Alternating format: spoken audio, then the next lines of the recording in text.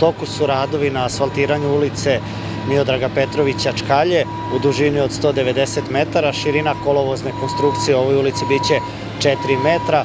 Ono što je bitno da nakon završetka ovih radova nastavlja se sa radovima u ulici Majora Tepića. Paralelno sa ovim radovima izvode se i pripremni radovi u nastavku dela Pavla Vujisića, kao i ulici Dušana Mudraka. Ono što je bitno da se izvode radovi u ulici Braće Đulinac na zameni vodovodnih cevi, tako da kada i ti radovi budu gotovi, ove 3 ulice plus Majora Tepića biće u narednih mesec i po dana asfaltiran. Sve ovo je deo projekta asfaltiranja neasfaltiranih ulica u našem gradu i cilj nam je da s ovim projektom nastavimo i u narednim godinama.